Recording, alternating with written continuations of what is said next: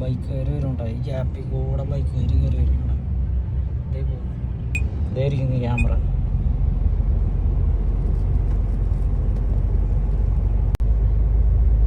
ഇവിടൊക്കെ ക്യാമറ ഉണ്ട് കേട്ടോ,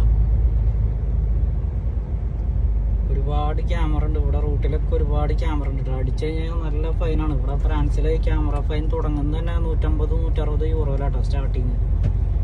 അപ്പോൾ അത്യാവശ്യം നല്ല കാശായി. നാട്ടിലത്തെ 10,000-16,000-20,000 രൂപയുടെ അടുത്തായി. നമ്മൾ സ്പീഡൊക്കെ നമ്മൾ കീപ്പ് ചെയ്ത് പോയില്ല എന്നുണ്ടെങ്കിൽ പണിയെടുക്കുന്ന കാശ് ഫൈൻ അടയ്ക്കാണ്ടാവുള്ളൂ. ഇത് കണ്ട അടുത്ത ക്യാമറ, അതെ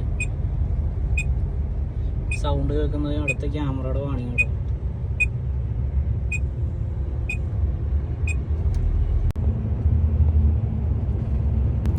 പിന്നെ ടെമ്പററി ആയി വെച്ച ക്യാമറ ഒന്നും ഇതിൽ കാണിച്ചോണമെന്നില്ല കേട്ടോ. ഇവിടൊക്കെ വരുമ്പോൾ നമ്മൾ വഴി അഡ്വാൻസ് ചെയ്ത് നോട്ട്